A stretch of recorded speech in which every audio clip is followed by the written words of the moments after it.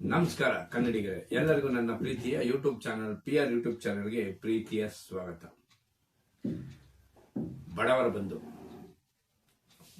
ಬಂಧು ಚಿತ್ರದ ನಂತರ ಅಣ್ಣವರ ಹಲವಾರು ಸೂಪರ್ ಹಿಟ್ ಚಿತ್ರಗಳು ಬಿಡುಗಡೆ ಆಯಿತು. ನಾನೊಬ್ಬ ಕಳ್ಳ, ವಸಂತ ಗೀತೆ, ಆವಿನೇಡೆ, ನೀನನಗಿಲದರೆ, ಹಾಲು ಜೇನು, ಹೊಸ ಬೆಳಕು, ಜೀವನ ಚಿತ್ರ, ಒಡ ಹುಟ್ಟಿದವರು, ಆಕಸ್ಮಿಕ, ಶಬ್ದವೇದಿ, ಗುರಿ, ಒಂದು ಮುತ್ತಿನ ಕತೆ, ಯಾರಿವನು, ಹೀಗೆ ಹಲವಾರು ಸೂಪರ್ ಡೂಪರ್ ಹಿಟ್ ಚಿತ್ರಗಳು ಬಿಡುಗಡೆ ಆಯಿತು. ಬಡವರ ಬಂಧುಕ್ಕಿಂತ ಮೊದಲೇ ಒಂದು ವಾರ ಇಲ್ಲ ಒಂದು 2-3 ದಿನ ಏನಾರ ತಡವಾಗಿ ಅಣ್ಣವರು ಆಸ್ಪತ್ರೆಗೆ ಹೋಗ್ಬಿಟ್ಟಿದ್ರೆ, ಈಗ ನಾನು ಹೇಳಿದ್ನಲ್ಲ ನಿಮ್ಗೆ, ಅಷ್ಟು ಬಡವರ ಬಂಧು ನಂತರ ಬಂದಂಥ ಚಿತ್ರಗಳು, ಬಡವರ ಬಂಧು ಸೇರಿನೂ ಸಹ ಅಣ್ಣವರ ಬಂದ ಅಷ್ಟು ಚಿತ್ರಗಳನ್ನು ನಾವ್ಯಾರು ನೋಡಕ್ಕಾಗ್ತಿದ್ದಿಲ್ಲ. ಯಾಕೆ? ಅಣ್ಣವ್ರಿಗೆ ಆ ಒಂದು ಕಾಯಿಲೆ ಅಲ್ಲ, ಅದೊಂದು ಘಟ್ಟ ಬಂದ್ಬಿಟ್ಟಿತ್ತು. ಅದೇನಾರ ಬಂದ್ಬಿಟ್ಟಿದ್ರೆ ಬರೀ ಅಷ್ಟು ಚಿತ್ರಗಳಷ್ಟೇ ಅಲ್ಲ, ಕನ್ನಡದ ಮಹಾನ್ ಹೋರಾಟ ಗೋಕಾಕು ಚಳುವಳಿ ಸಹ ನಡೀತಿದ್ದಿಲ್ಲ. ಏನಿದು? ಬನ್ನಿ ಇವತ್ತು ಆ ವಿಷಯದ ಬಗ್ಗೆ ನಿಮ್ ಜೊತೆ ಹಂಚ್ಕೊಂತೀವಿ. ಬಡವರು ಬಂದು ಈ ಚಿತ್ರದ ಹಿಂದೆ ಬಂದಂತ ಚಿತ್ರ ನಾನಿನ್ನ ಮರೆಯಲಾರೆ. ಈ ನಾನಿನ್ನ ಮರೆಯಲಾರೆ ಶೂಟಿಂಗು ಎಲ್ಲ ಮುಗಿಯುತ್ತೆ, ಚಿತ್ರ ಬಿಡುಗಡೆ ಆಗಕ್ಕೆ ರೆಡಿ ಆಗಿರುತ್ತೆ. ಅಣ್ಣವ್ರಿಗೆ ಬಡವರ ಬಂಧು ಚಿತ್ರದ ಶೂಟಿಂಗ್ ಇರುತ್ತೆ. ಅವರು ಸ್ವಲ್ಪ ಒಂದು ವಾರದ ಮಟ್ಟಿಗೆ ಶೂಟಿಂಗ್ ಯಾವುದೂ ಇಲ್ಲದೆ ಇರೋ ಕಾರಣವಾಗಿ ತಮಿಳುನಾಡಿನ ಮದ್ರಾಸ್ನ ಅಣ್ಣವ್ರ ನಿವಾಸದಲ್ಲಿ ಹೋಗಿ ಅಣ್ಣವರು ಒಂದು ವಾರ ರೆಸ್ಟ್ ತಗೊಂಡು ಬರೋಣ, ಆಮೇಲೆ ಮತ್ತೆ ನಾವು ಶೂಟಿಂಗ್ ಅಲ್ಲಿ ಪಾಲ್ಗೊಳ್ಳೋಣ ಅಂದ್ಬಿಟ್ಟು ವಾಪಸ್ಸು ತಮಿಳುನಾಡಿಗೆ ಹೋಗ್ತಾರೆ. ಇದು ಬಂದು ನಿಮಗೆ ಆಗಸ್ಟ್ ಅಲ್ಲಿ ನಡೆದಿರುತ್ತೆ. ಆಗಸ್ಟ್ ಅಲ್ಲಿ ಈ ಶೂಟಿಂಗ್ ನ ಇದಾಗಿರುತ್ತೆ. ನಿಮ್ಗೆ ಸೆಪ್ಟೆಂಬರ್ ಅಲ್ಲಿ ನಾನಿನ್ನ ಮರೆಯಲಾರೆ ಪಿಕ್ಚರ್ ರಿಲೀಸ್ ಆಗಿರುತ್ತೆ. ನಂತರ ಒಂದು ವಾರ ರೆಸ್ಟ್ ತಗೋಣ ಅಂದ್ಬಿಟ್ಟು ಅಣ್ಣವ್ರ ಮನೆಗೆ ಹೋಗಿರ್ತಾರೆ. ಒಂದು ವಾರ ರೆಸ್ಟ್ ತಗೊಂತಾರೆ, ಆಗತ್ತೆ, ಅವ್ರ ರೆಸ್ಟ್ ಮುಗೀತದೆ. ವಾಪಸ್ಸು ಮತ್ತೆ ಶೂಟಿಂಗ್ಗೆ ಪಾಲ್ಗೊಳ್ಬೇಕಾಗಿತ್ತು. ಈ ಕಡೆ ಬಡವರ ಬಂಧು ಚಿತ್ರದ ಶೂಟಿಂಗ್ಗೆ ರೆಡಿ ಆಗ್ತಿದ್ದಾರೆ ಎಲ್ಲರೂ. ನಾನು ಹೋಗೋಣ, ಜಾಯಿನ್ ಆಗೋಣ ಅಂದ್ಬಿಟ್ಟು ಅಣ್ಣವರು ರೆಡಿ ಆಗ್ತಾರೆ. ಅವತ್ತೊಂದಿನ ಅಣ್ಣವ್ರು ರೆಡಿಯಾಗಿ ನಡೀರಿ ಹೋಗೋಣ ಅಂತ ಹೇಳ್ಬಿಟ್ಟು ಬೆಂಗಳೂರಿಗೆ ಹೋಗೋಣ ಅಂತ ಹೋಗ್ತಿರ್ತಾರೆ. ಅವತ್ತು ಆಗಸ್ಟ್ 15ನೇ ತಾರೀಕು. ಆಗಸ್ಟ್ 15ನೇ ತಾರೀಕು ಅವತ್ತು ಅಣ್ಣವರು, ಇವತ್ತು ನಮ್ಮ ರಾಘಣ್ಣನ ಹುಟ್ಟಿದಬ್ಬ, ಅವನ ಹುಟ್ಟಿದಬ್ಬಕ್ಕೆ ಕೇಕ್ ಕಟ್ ಮಾಡಿಸಿ ನಾವು ಬೆಂಗಳೂರಿಗೆ ಹೊರಡೋಣ, ಅವ್ನ ಕೇಕ್ ಎಲ್ಲ ಕೊಟ್ಬಿಟ್ಟು ತಿನ್ಸ್ಬಿಟ್ಟು ನಾವು ಹುಟ್ಟಿದಬ್ಬನ ಆಚರಣೆ ಮಾಡಿಬಿಟ್ಟು ನಾವು ಬೆಂಗಳೂರಿಗೆ ಹೋಗೋಣ. ನಾಳೆಯಿಂದ ನಮಗೆ ಬಡವರ ಒಂದು ಚಿತ್ರದ ಶೂಟಿಂಗ್ ಇರುತ್ತೆ, ಅದನ್ನು ಮುಗಿಸೋಣ ಅಂತ ಬಿಟ್ಟು ಅಣ್ಣವರು ಪ್ಲಾನ್ ಮಾಡಿ ಸಂಜೆ ಎಲ್ಲ ಕೇಕ್ ಕಟ್ ಮಾಡೋಣ ಅಂತ ಬಿಟ್ಟು ಪ್ಲಾನ್ ಆಗ್ತದೆ. ಅವತ್ತು ಬೆಳಿಗ್ಗೆ ಇಂದ ಲವಲವಿಕೆಯಿಂದ ಅಣ್ಣವರು ಮನೆಯಲ್ಲಿರ್ತಾರೆ. ಮಧ್ಯಾಹ್ನದ ನಂತರ ಒಂಥರ ಇರುಸು ಮುರುಸು ಮತ್ತೆ ಒಂಥರ ಏನೋ ಮೈಯೆಲ್ಲ ಬಾಡಿ ನೋವು ಒಂಥರ ಅವ್ರಿಗೆ ಆಗುತ್ತೆ. ಅದೇ ಸಮಯಕ್ಕೆ ಜನಪ್ರಿಯ ನಟಿ ಲಕ್ಷ್ಮಿ ಅವರು ಅಣ್ಣವ್ರ ಮನೆಗೆ ಬರ್ತಾರೆ. ಅಣ್ಣವ್ರ ಮನೆಗೆ ಬಂದ್ಬಿಟ್ಟು ಅಣ್ಣವ್ರನ್ನ ಮಾತಾಡಿಸ್ತಾ ಇರ್ತಾರೆ. ಅಣ್ಣ ಚೆನ್ನಾಗಿದ್ದೀರಾ, ಏನ್ ಸಮಾಚಾರ, ಹಂಗೆ ಹೆಂಗೆ ಅಂತ ಬಿಟ್ಟು ಮಾತಾಡ್ಸ್ತಾ ಕೂತಿರ್ತಾರೆ. ಯಾವಾಗಿಂದ ಮತ್ತೆ ಶೂಟಿಂಗು, ಏನ್ ಕತೆ ಎಲ್ಲ ಮಾತಾಡ್ತಾ ಇರ್ಬೇಕಾರೆ, ಯಾಕಣ್ಣ ಒಂಥರ ಇದ್ದೀರಾ, ಏನಾಯ್ತು ಅಂತಾರೆ. ಅಣ್ಣವರು ಏನು ಇಲ್ವಲ್ಲ, ಹಂಗೆ ಹಿಂಗೆ ಅಂತೆಲ್ಲ ಹೇಳ್ತಾರೆ. ಇಲ್ಲ, ಏನೋ ಒಂಥರ ಇದೆ ಇವತ್ತು, ನೀವು ಒಂಥರ ಯಾಕೋ ಸುಸ್ತಲ್ಲಿ ಇದೆಲ್ಲ, ಜ್ವರ ಇದೆಯಾ ಅಣ್ಣ ಅಂತ ಬಿಟ್ಟು ಅಣ್ಣವ್ರ ಕೈ ಮುಟ್ತಾರೆ. ಅಣ್ಣವ್ರಿಗೆ ಅವಾಗ ಜ್ವರ ಇರುತ್ತೆ. ಅದು ಅಣ್ಣವ್ರಿಗೆ ಗೊತ್ತಿರುತ್ತೆ ಜ್ವರ ಇದೆ ನನಗೆ ಅಂತ. ಅವರು ಜ್ವರ ಮುಟ್ಟಿ ಇನ್ನೇನು ಜ್ವರ, ಅಣ್ಣವ್ರಿಗೆ ಜ್ವರ ಇದೆ ಅಂತ ಲಕ್ಷ್ಮಿಯವರು ಜೋರಾಗಿ ಹೇಳುವಷ್ಟರಲ್ಲಿ ಅಣ್ಣವರು ಮಾತನ್ನ ಬೇರೆ ಕಡೆ ತಿರ್ಸಿ ಅದನ್ನ ಅಲ್ಲೇ ಮರೆಸ್ಬಿಡ್ತಾರೆ. ಯಾಕೆ ಹೇಗೆ ಮಾಡ್ತಾರೆ? ಅವ್ರು ಮಾಡೋ ಉದ್ದೇಶ, ಬಡವರ ಬಂಧು ಚಿತ್ರದ ಶೂಟಿಂಗ್ ನಿಂತೋಗುತ್ತೆ, ಅಣ್ಣವ್ರಿಗೆ ನನಗೆ ಹುಷಾರಿಲ್ಲ ಅಂದ್ರೆ, ಜ್ವರ ಇದೆ ಅಂದ್ರೆ ಆ ಶೂಟಿಂಗ್ ನಡೆಯಲ್ಲ, ನಿರ್ಮಾಪಕ ತೊಂದರೆ, ಕಾರ್ಮಿಕರಿಗೆ ಕೆಲಸ ಇರಲ್ಲ ಅಂತ ಹೇಳ್ಬಿಟ್ಟು ಅಣ್ಣವರು ನನಗೇನು ಇಲ್ಲ ಅಂತ ಹೇಳ್ಬಿಟ್ಟು ಲಕ್ಷ್ಮಿಯವ್ರನ್ನ ಹಂಗೆ ಮಾತು ಮರೆಸ್ಬಿಡ್ತಾರೆ. ಸರಿ, ಇನ್ನೂ ಸ್ವಲ್ಪ ಹೊತ್ತು ಹಂಗೆ ಮಾತಾಡ್ತಾ ಕೂತಿರ್ತಾರೆ. ಅವ್ರು ಲಕ್ಷ್ಮಿಯವರು 2-3 ಸಲ ಹೇಳಕ್ ಹೋಗ್ತಾರೆ, ಅದು ಅವ್ರ ಕೈಲಿ ಆಗೋದೇ ಇಲ್ಲ. ಇವ್ರು ಏನೇನೋ ಮಾತಾಡಿ ಅಲ್ಲಿಗೆ ಅದನ್ನ ಇದ್ ಮಾಡ್ಬಿಡ್ತಾರೆ. ಹಾಗೆ ಸ್ವಲ್ಪ ಹೊತ್ತು ಮಾತಾಡ್ತಾ ಕೂತಿರ್ಬೇಕಾದ್ರೆ ಅಲ್ಲಿ ಹಿರಿಯ ನಿರ್ದೇಶಕರಂತ ಭಗವಾನ್ ಅವರು ಬರ್ತಾರೆ. ಭಗವಾನ್ ಅವರು ಸಹ ಬರ್ತಾರೆ. ಬಂದ್ಬಿಟ್ಟು ಏನಪ್ಪಾ ಏನ್ ಸಮಾಚಾರ ಅಂತ ಅಣ್ಣವ್ರ ಜೊತೆ ಹಾಗೆ ಕ್ಯಾಶುವಲ್ ಆಗಿ ಮಾತಾಡ್ತಾ ಅವರು ಕೂತ್ಕೊಂತಾರೆ. ಭಗವಾನ್ ಅವ್ರಿಗೆ ಅಣ್ಣವ್ರನ್ನ ದಿನ ನೋಡಿ ನೋಡಿ ನೋಡಿ ನೋಡಿ ಅಭ್ಯಾಸ ಆಗಿ ಅವತ್ತ ಅಣ್ಣವ್ರನ್ನ ನೋಡಿದಾಗ ಅವ್ರು ಒಂಥರ ಫುಲ್ಲು ಚೇಂಜ್ ಆಗಿರ್ತಾರೆ. ಏನಣ್ಣ ಏನಾಯ್ತು, ಮೈ ಹುಷಾರಿಲ್ವೇ ಅಂತಾರೆ. ಅಣ್ಣವ್ರೇ ಏನಿಲ್ಲಪ್ಪ ಆಗಲ್ಲ, ಏನಿಲ್ಲ ಅಂತಾರೆ. ಇಲ್ಲ ನೀವ್ ಯಾಕೋ ಇವತ್ತು ಒಂಥರ ಬೇರೆ ತರ ಇದ್ದೀರಾ, ನಿಮ್ಗೇನೋ ಆಗಿದೆ ಹಂಗಿದೆ ಬಿಟ್ಟು ಅಣ್ಣವ್ರ ಹತ್ರ ಬಂದ್ಬಿಟ್ಟು ಅವರು ಹಣೆ ಮೇಲೆ ಕೈ ಇಡ್ತಾರೆ. ಹಣೆ ಮೇಲೆ ಕೈ ಇಟ್ಟಾಗ ಅವ್ರಿಗೆ ಒಂಥರ ಭಯ ಆಗೋಗ್ಬಿಡುತ್ತೆ. ಅಯ್ಯೋ ಏನಿದು ಅಣ್ಣ, ಇಷ್ಟೊಂದು ಮೈ ಸುಡ್ತಾ ಇದೆ ನಿಮಗೆ ಅಂತ ಹೇಳ್ಬಿಟ್ಟು ಸಡನ್ ಆಗಿ ಮನೇಲಿದ್ದ ಥರ್ಮೋಮೀಟರ್ನ ತರಿಸಿ ಅದರಲ್ಲಿ ಅಣ್ಣವ್ರನ್ನ ನೋಡ್ತಾರೆ. ಅಣ್ಣವ್ರಿಗೆ 104 ಡಿಗ್ರಿ ಜ್ವರ ಇರುತ್ತೆ.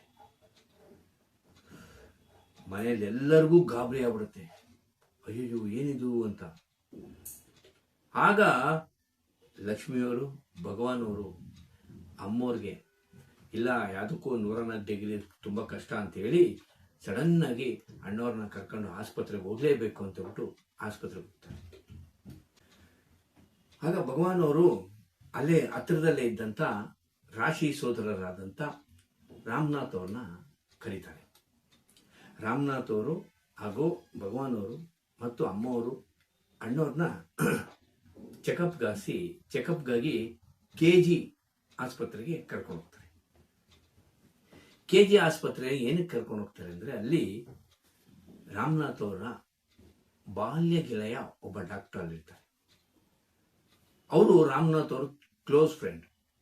ಅವರು ಚೆನ್ನಾಗಿ ನೋಡ್ತಾರೆ, ಮತ್ತೆ ಅವ್ರ ಒಳ್ಳೆಯ ಕೈಗುಣ ಅಂತ ಹೇಳ್ಬಿಟ್ಟು ಅಣ್ಣವ್ರನ್ನ ಹತ್ರದಲ್ಲಿರೋ KG ಆಸ್ಪತ್ರೆಗೆ ಜನರಲ್ ಚೆಕಪ್ಗೋಸ್ಕರ ಕರ್ಕೊಂಡು ಹೋಗ್ತಾರೆ. ಸರಿ, ಕರ್ಕೊಂಡು ಹೋಗ್ತಾರೆ. ಅಲ್ಲಿ ಇದಾದಾಗ ಅಣ್ಣವ್ರನ್ನ ಡಾಕ್ಟರ್ ಫುಲ್ ಚೆಕಪ್ ಮಾಡ್ತಾರೆ. ಅವರು 1, 2, 3 ಟೆಸ್ಟ್ ಮಾಡ್ತಾರೆ. 1, 2, 3 ಟೆಸ್ಟ್ ಮಾಡಿದಾಗ ಅವ್ರಿಗೆ ಏನೋ ಒಂಥರ ಸಮಥಿಂಗ್ ಮಿಸ್ಸಿಂಗ್ ಇದೆ, ಇಲ್ಲಿ ಏನೋ ಒಂದು ಆಗ್ತಾ ಇದೆ ಅಂತ ಬಿಟ್ಟು ಡಾಕ್ಟರ್ಗೆ ಅನಿಸ್ತದೆ. ಅವಾಗ ಅವರು ನೇರವಾಗಿ ರಾಮನಾಥ್ ಹತ್ರ ಮತ್ತೆ ಅಮ್ಮವ್ರ ಹತ್ರ ಬಂದಿರ್ತಾರೆ. ಇಲ್ಲ, 1-2 ದಿನ ಅಣ್ಣವರು ಇಲ್ಲೇ ಅಡ್ಮಿಂಟ್ ಆಗಲಿ, ಅವ್ರು ನಮ್ಗೆ ಯಾಕೋ ಮಿಸ್ಸಿಂಗ್ ಇದಾಗ್ತಾರೆ, ದಯವಿಟ್ಟು ನೀವು ಬೇಜಾರಾಗಬೇಡಿ, ನೀವು ಭಯನೂ ಪಡಬೇಡಿ, ಇಲ್ಲ 1-2-3 ದಿನ ಅವರು ಅಡ್ಮಿಂಟ್ ಆಗಲಿ ಅಂತ ಹೇಳ್ಬಿಟ್ಟು ಡಾಕ್ಟ್ರು ರಾಮನಾಥ್ ಅವ್ರಿಗೂ ಮತ್ತು ಅಮ್ಮವ್ರಿಗೂ ಹೇಳ್ತಾರೆ. ಇವ್ರಿಗೂ ಆಯ್ತು ಸರಿ ಇರ್ಲಿ ಬಿಡಿ, ಅಡ್ಮಿಟ್ ಆಗಲಿ, ಅವರು ಹುಷಾರಾದ್ರೆ ಸಾಕು ಅಂತ ಹೇಳ್ಬಿಟ್ಟು ಹೇಳ್ತಾರೆ ಅಮ್ಮವರು ಮತ್ತು ರಾಮನಾಥ್ ಅವರು. ಸರಿ, 3 ದಿನ ಅಣ್ಣವರು ಅಲ್ಲಿ ಅಡ್ಮಿಂಟ್ ಆಗಿರ್ತಾರೆ. ಎಲ್ಲ ಚೆಕಪ್ಗಳನ್ನ ಡಾಕ್ಟರ್ಗಳು ಮಾಡ್ತಾನೆ ಇರ್ತಾರೆ. ಡಾಕ್ಟರ್ಗಳೆಲ್ಲ ಚೆಕಪ್ ಮಾಡ್ತಾ ಇರ್ತಾರೆ. ಅಣ್ಣವ್ರಿಗೆ 3 ದಿನ ಯಾವ ತರ ಹಿಂಸೆ ಆಗೋಗ್ಬಿಡುತ್ತಂದ್ರೆ, ಆಸ್ಪತ್ರೆಯಲ್ಲಿ ಮಲಗಿದವರಲ್ಲ ಅಣ್ಣವರು, ಒಂದು ಕಡೆ ನಿಂತಿನಿ ಇದ್ದವರಲ್ಲ ಅಣ್ಣವರು, ಚಟುವಟಿಕೆಯಲ್ಲಿ ಎಲ್ಲಾ ಕಡೆ ಓಡಾಡ್ತಿದ್ದವ್ರು ಅಣ್ಣವ್ರನ್ನ ಒಂದೇ ಕಡೆ ಆಸ್ಪತ್ರೆಯಲ್ಲಿ 3 ದಿನ ಇದ್ಬೇಕು, ಹೆಂಗಾಗ್ಬಿಡುತ್ತೆ. ಅವ್ರಿಗೆ ಒಂಥರ ತಳಮಳ, ಅಯ್ಯೋ ಏನಪ್ಪಾ ಇದು ಅವನಿಗೆ ಹೆಂಗೆ ಅಂತ. ಇವರು ಒಂದಲ್ಲ ಒಂದು ಟೆಸ್ಟ್ಗಳು, ನಿಮ್ಗೆ ಗೊತ್ತಲ್ಲ ಡಾಕ್ಟರ್ ಆಸ್ಪತ್ರೆಯಲ್ಲಿ ಇದ್ರು ಈ ಟೆಸ್ಟು ಆ ಟೆಸ್ಟು, ಇಲ್ಲಿಂಗೇಷನ್ ಕೂಡ ಅಲ್ಲಿ ಮಾಡು ಇದು ಮಾಡು ಏನೇನೋ ಮಾಡ್ತಾ ಇರ್ತಾರೆ. ಆ ತರ ಅಣ್ಣವ್ರ ಚಿತ್ರಹಿಂಸೆ ಅನುಭವಿಸಿರ್ತಾರೆ. ಆಗ ಅವ್ರಿಗೆ ಆ ಚಿತ್ರಹಿಂಸೆಯಲ್ಲೂ ಸ್ವಲ್ಪ ನಗು ತಂದವರು ಅಂದ್ರೆ ನಮ್ಮ ಹಾಸ್ಯ ರತ್ನ, ನಮ್ಮ ಸಾಹಿತ್ಯ ರತ್ನ ಶಿವದಶಂಕರ್ ಅವರು. ಅವರು ಬರೋರು ಬೆಳಿಗ್ಗೆ ಸಂಜೆವರೆಗೂ ಅಣ್ಣವ್ರ ಜೊತೆ ಇದ್ದು ಹಲವಾರು ಕಥೆಗಳನ್ನ ಹೇಳೋರು, ದೇವರು ಶ್ಲೋಕಗಳನ್ನ ಹೇಳೋರು, ಒಳ್ಳೊಳ್ಳೆ ಕಾಮಿಡಿಗಳನ್ನ ಅಣ್ಣವ್ರ ಜೊತೆ ಮಾಡ್ತೆ ಅವ್ರಿಗೆ ಅಣ್ಣವ್ರಿಗೆ ಟೈಮ್ ಪಾಸ್ ಮಾಡಿಸೋರು. ದಿನ ಬೆಳಿಗ್ಗೆ ಬಂದು ಸಂಜೆವರೆಗೆ ಇದ್ದವ್ರಿಗೆಲ್ಲ ನೋಡ್ಕೊಂಡು ನಂತರ ಅವ್ರ ಮನೆಗೆ ಹೋಗ್ತಿದ್ರು. ಈ 1 ದಿನ ರಾಮನಾಥ್ ಅವರು ಅಣ್ಣವ್ರ ಜೊತೆನೆ ಇರ್ತಾರೆ. 2ನೇ ದಿನ ಅವ್ರಿಗೊಂದು ಬಾಂಬೆಯಲ್ಲಿ ಇಂಪಾರ್ಟೆಂಟ್ ಒಂದು ಮೀಟಿಂಗ್ ಇರೋದ್ರಿಂದ ಅವ್ರು ಏನ್ ಮಾಡ್ತಾರೆ, ನಾನು ಹೋಗ್ಲೇಬೇಕಾದ ಪರಿಸ್ಥಿತಿ ಬರುತ್ತೆ ಅಂತ ಹೇಳ್ಬಿಟ್ಟು ಡಾಕ್ಟರ್ಗೂ ಮತ್ತು ಅಮ್ಮವ್ರಿಗೂ ಹೇಳ್ಬಿಟ್ಟು ಅವ್ರು ಹೋಗ್ತಾರೆ. ಇಲ್ಲ ನಾನು ಹಿಂಗೆ ಹೋಗ್ತಾ ಇದ್ದೀನಿ, ನೀವೇನು ಇದು ಮಾಡ್ಕೊಂಬಿಡಿ, ಡಾಕ್ಟರ್ ಎಲ್ಲ ನೋಡ್ಕೊಂತಾರೆ ಅಂತ ಅಮ್ಮವ್ರ ಹತ್ರ ಹೇಳ್ಬಿಟ್ಟು ಅವರು ಬಾಂಬೆಗೆ ಹೋಗ್ತಾರೆ. ಡಾಕ್ಟ್ರು ಇಲ್ಲಿ 2 ದಿನದ ಚೆಕಪ್ ಎಲ್ಲ ಮುಗಿತಾರೆ, ಎಲ್ಲ ಆಗತ್ತೆ. ಶಿವದಶಂಕರ್ ಅವರು ಅಲ್ಲೇ ಇರ್ತಾರೆ, ಅಮ್ಮವರು ಇರ್ತಾರೆ. ಶಿವದಶಂಕರು ಅಮ್ಮವ್ರಿಗಿಂತ ಅಣ್ಣವ್ರ ಜೊತೆ ಹೆಚ್ಚಾಗಿ ಆ ಜಾಗದಲ್ಲಿ ಇದ್ದಿದ್ದು ಅಣ್ಣವರ ತಾಯಿಯವರು ಲಕ್ಷ್ಮಮ್ಮ ಅವರು. ಅವರಂತೂ ನರಕ ವೇದನೆ ಪಟ್ಬಿಟ್ರು. ಅಯ್ಯೋ ಏನಾಯ್ತಪ್ಪ ನನ್ನ ಮಗನಿಗೆ ಅಂತ ಬಿಟ್ಟು ನರಕ ವೇದನೆ ಪಟ್ಟು ಅವರ ಅಣ್ಣವ್ರ ಜೊತೆ ಒಂದೊಂದು ಕ್ಷಣನೂ ಸಹ ಜೊತೆಲಿದ್ರು. ಸರಿ, ಇದೆಲ್ಲ ಟೆಸ್ಟ್ ಎಲ್ಲ ಮಾಡಿದ್ರಲ್ಲ. ಟೆಸ್ಟ್ ಎಲ್ಲ ಮಾಡಿದಾಗ ಡಾಕ್ಟರ್ಗೆ ಅಲ್ಲೊಂದು ದೊಡ್ಡ ಒಂದು ಗಂಡಾಂತರ ಕಾದಿದೆ ಅಂತ ಅನಿಸ್ತು. ಏನ ಗಂಡಾಂತರ? ಅವರು ಯೋಚನೆ ಮಾಡ್ತಾರೆ, ಏನಿದು, ಇದನ್ನ ಬಿಟ್ರೆ ಇದು ತುಂಬಾ ತೊಂದರೆ ಆಗ್ಬಿಡುತ್ತೆ ಅಂತ ಹೇಳ್ಬಿಟ್ಟು ಅವ್ರೇನ್ ಮಾಡ್ತಾರೆ, ಅಮ್ಮವ್ರ ಹತ್ರ ಬಂದು ರಾಮನಾಥ್ ಅವ್ರಿಗೆ ಬರಕ್ಕೆ ಹೇಳಿ, ಅರ್ಜೆಂಟು ಬೆಂಗಳೂರು ಬರಕ್ಕೆ ಹೇಳಿ, ಅವ್ರ ಹತ್ರ ನಾನು ಮಾತಾಡಬೇಕು ಅಂತ ಹೇಳ್ತಾರೆ. ಅಮ್ಮವ್ರಿಗೆ ಇಲ್ಲ ನಮ್ಗೆ ಹೇಳಿ ಅಂತ ಹೇಳ್ತಾರೆ. ಅಮ್ಮವರು ಇಲ್ಲ, ಅವರು ಡಾಕ್ಟ್ರು ಇಲ್ಲ, ರಾಮನಾಥ್ ಅವ್ರಿಗೆ ಹೇಳೋದು ನಾವು, ನಿಮ್ಗೆ ಹೇಳಕ್ಕಾಗಲ್ಲ, ರಾಮನಾಥ್ ಅವ್ರು ಬರಲಿ, ಅವ್ರನ್ನ ಹತ್ರ ಮಾತಾಡೋಣ, ನೀವು ಒಂದು ಟ್ರಂಕ್ ಕಾಲ್ ಮಾಡಿ ಅವ್ರಿಗೆ ವಿಷಯ ಮುಟ್ಸಿ, ನಾನು ಕರಿತಾ ಇದ್ದೀನಿ ಅಂತ ಹೇಳಿ, ಅರ್ಜೆಂಟು ಅಂತ ಹೇಳಿ ಅಂತ ಹೇಳ್ತಾರೆ. ಅಮ್ಮವ್ರು ಅದೇ ತರ ಟ್ರಂಕ್ ಕಾಲ್ ಮಾಡಿ ಇವ್ರಿಗೆ ಫೋನ್ ಮಾಡ್ತಾರೆ, ರಾಮನಾಥ್ ಅವ್ರಿಗೆ. ರಾಮನಾಥ್ ಅವರು ಏನ್ ವಿಷಯ ಹೇಳಿ ಅಮ್ಮ ಅಂದಾಗ, ಈ ತರ ಡಾಕ್ಟರ್ ನಿಮ್ಮ ಹತ್ರನೇ ಮಾತಾಡ್ಬೇಕು ಹಂಗೆ ಹಿಂಗೆ ಅಂತ ಹೇಳ್ತಾರೆ. ಆಗ ರಾಮನಾಥ್ ಅವ್ರಿಗೂ ಸಹ ಭಯ ಶುರುವಾಗುತ್ತೆ.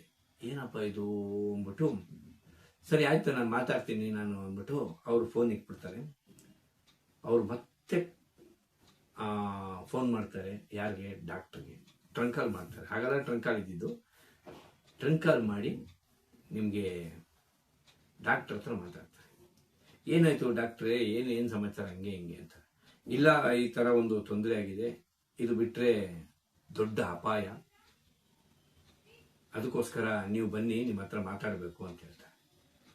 ಆಗ ರಾಮನಾಥ್ ಅವರು ಅಲ್ಲೇ ಇದರೆಲ್ಲ ಅಮ್ಮವರು ಅವ್ರಿಗೆ ಹೇಳಿದ್ರು, ಇಲ್ಲ ಇಲ್ಲ ಬೇಡ, ಅವ್ರಿಗೆಲ್ಲ ಹೇಳೋದು ಸೆಟ್ ಆಗಲ್ಲ. ಯಾಕಂದ್ರೆ ಮನೆಯವ್ರಿಗೆ ಹೇಳಿದ್ರೆ ಅವರು ಸುಮ್ಮನೆ ಭಯ ಪಡ್ಕೊಳ್ಳೋದು, ಹೆದರ್ಕೊಳ್ಳೋದು ಎಲ್ಲ ಮಾಡ್ತಾ ಇರ್ತಾರೆ. ಅದನ್ನ ನಿಮ್ಗೆ ಹೇಳ್ತೀವಿ, ನೀವು ಅವ್ರಿಗೆ ತಿಳಿ ಹೇಳಿ ಅಂತ ಬಿಟ್ಟು ಹೇಳ್ತಾರೆ. ಆಗ ರಾಮನಾಥ್ ಅವ್ರಿಗೂ ಒಂಥರ ಭಯ ಆಗುತ್ತೆ. ಇಲ್ಲ, ಒಂದು ಕೆಲಸ ಮಾಡಿ, ನೀವು ನೇರವಾಗಿ ಅಮ್ಮವ್ರ ಹತ್ರನೇ ಹೇಳಿ. ಯಾಕಂದ್ರೆ ಅವ್ರಿಗೆ ಗಟ್ಟಿಯಾದ ಹೆಂಗಸವರು, ಅವ್ರು ಯಾವ್ದನ್ನು ಇದು ಮಾಡ್ಕೊಳ್ಳಲ್ಲ. ನೇರವಾಗಿ ನೀವು ಅವ್ರ ಹತ್ರ ಹೇಳಿ, ಅವರೆಲ್ಲನೂ ತಡ್ಕೊಂತಾರೆ. ಮತ್ತೆ ಅವ್ರಿಗೆ ಅದನ್ನ ಸಾಗಿಸುವಂತ ಒಂದು ಕೆಪಾಸಿಟಿನೂ ಇದೆ. ನೀವೇನೇ ಇದ್ರೂ ಧೈರ್ಯವಾಗಿ ಅವ್ರಿಗೆ ಹೋಗಿ ಹೇಳಿ. ಡಾಕ್ಟರ್ಗೆ ಆದ್ರೂ ಭಯ, ನೀವು ಬಂದಿದ್ರೆ ಚೆನ್ನಾಗಿತ್ತು ಅಂತಾರೆ. ಇಲ್ಲ ಇಲ್ಲ ಇಲ್ಲ, ನೀವೇನು ಚಿಂತೆ ಮಾಡಬೇಡಿ, ನಾನು ನೀವು ಏನಿದ್ದೀವಿ, ನಮ್ಮನ್ನು ನಾವು ಹತ್ತರಷ್ಟು ಸೇರಿದ್ರೆ ಅವರು ಒಬ್ರು, ಆ ಥರ ಗಟ್ಟಿಯಾದವರು ಅವರು, ನೀವು ಅವ್ರಿಗೆ ಹೇಳಿ ನೀವು ಅಂತ ಹೇಳ್ಬಿಟ್ಟು ಹೇಳ್ತಾರೆ.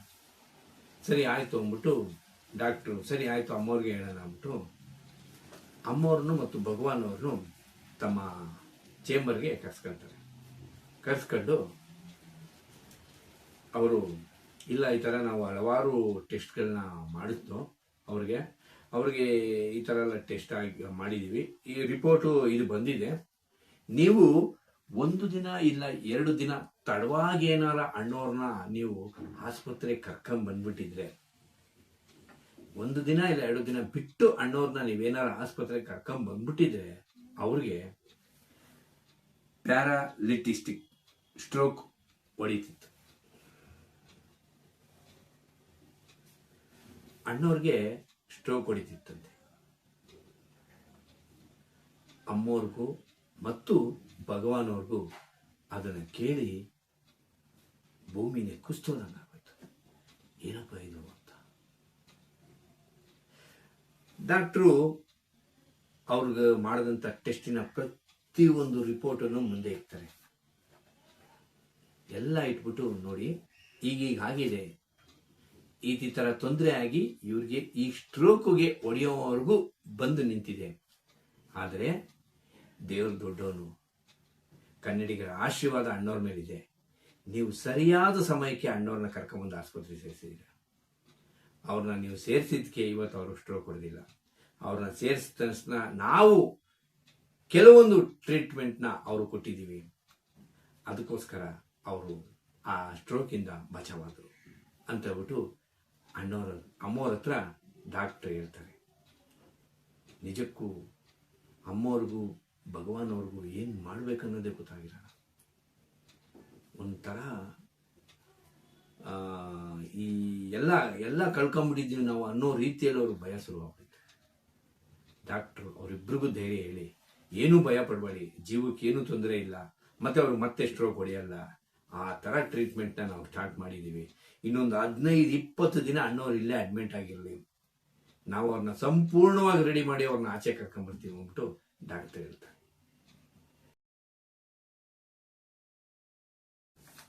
ಸುಮಾರು 20-25 ದಿನಗಳ ಕಾಲ ಡಾಕ್ಟರು ಸಂಪೂರ್ಣವಾಗಿ ಅಣ್ಣವ್ರಿಗೆ ಟ್ರೀಟ್ಮೆಂಟ್ ಕೊಡ್ತಾರೆ.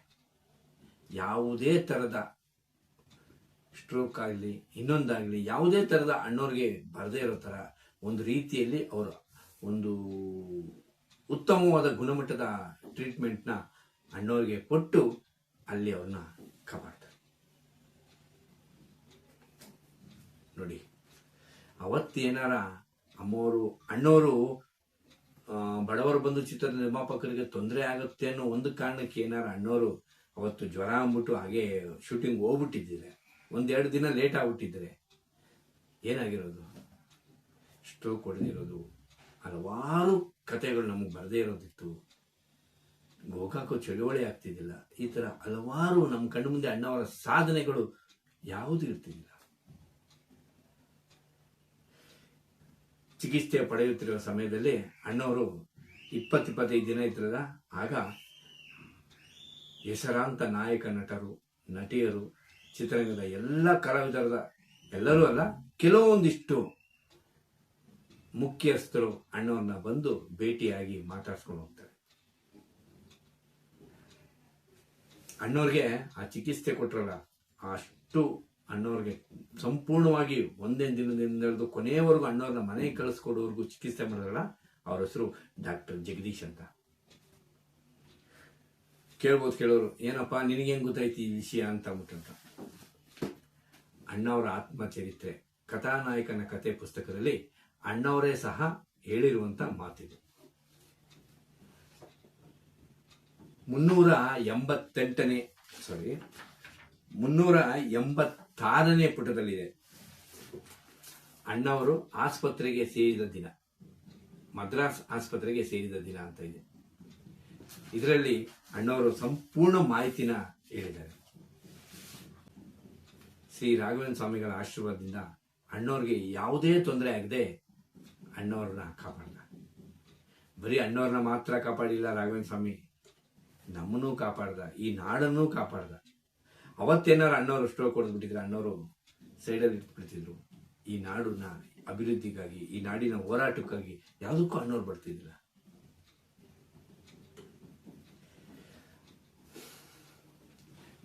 ಈ ವಿಷಯ ನೆನೆಸ್ಕೊಂಡ್ರೆ ಒಂಥರ ಭಯ ಆಗುತ್ತೆ.